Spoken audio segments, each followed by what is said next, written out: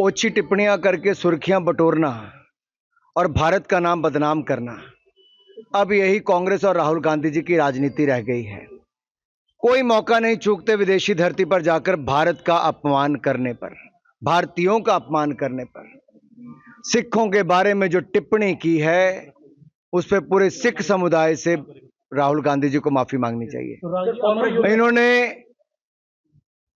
कांग्रेस की सरकार में सिखों का कत्लेआम हुआ, केश काटे गए, महिलाओं के साथ बलात्कार हुआ, हजारों सिखों को मौत के घाट उतार दिया, ब्लू स्टार ऑपरेशन हुआ, न जाने क्या क्या इन्होंने किया। अब उसके बाद विदेशों में जाकर झूठी बयानबाजी करते हैं।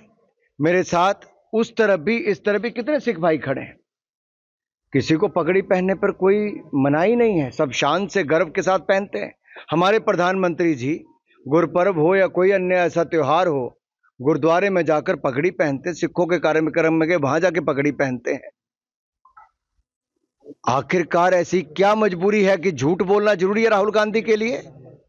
कितना झूठ बोलोगे, कितना अपमानित करोगे?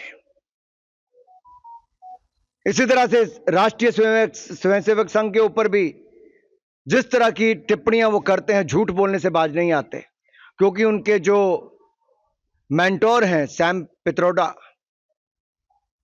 उन्होंने भारतीयों पर जो नस्ल भेदी टिप्पणियां की है उसे भारत अभी भूला नहीं है।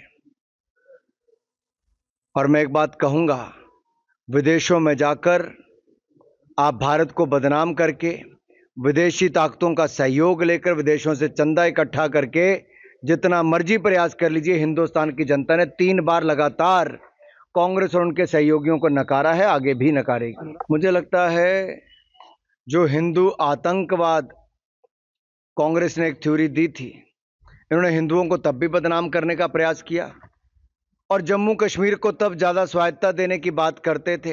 अवसपा के बारे में जो इनकी टिप्पणियां थी, जम्मू कश्मीर में तिरंगा झंडा फहराने पर जिस तरह से हम लोगों को गिरफ्तार करते थे, ये अपने आप में दिखता है इनकी मानसिकता को।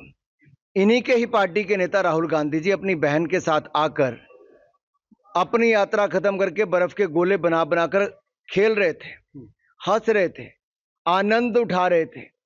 ये वातावरण किसी ने खड़ा किया तो नरेंद्र मोदी जी की सरकार ने, जिन्होंने कश्मीर से भय की स्थिति को खत्म किया, पथराव को खत्म किया, अलगाववाद, आतंकवाद में भयंकर कमी लाने का काम किया है। और अब इनकी पार्टी के नेता अगर चुनाव आते ही झूठ बोलना शुरू कर देंगे और इनके सहयोगी दल के नेता जो आतंकवादी सोच वाले उनका समर्थन करेंगे, संसद पर हमला करने वाले अफजल गुरु को कहते हैं कि उनको फांसी नहीं होनी चाहिए, तो सुप्रीम कोर्ट पर भी प्रश्न चिन्ह खड़ा करते हैं और आतंकवादियों का समर्थन देने का काम करते हैं। लेकिन उसके पीछे सोच एक स्पष्ट नजर आती है। उमर अब्दुल्ला जी अपना चुनाव हार रहे हैं, 1 नहीं 2-2 सीटों से हार रहे हैं और अब उनको अफजल गुरु याद आ रहे हैं।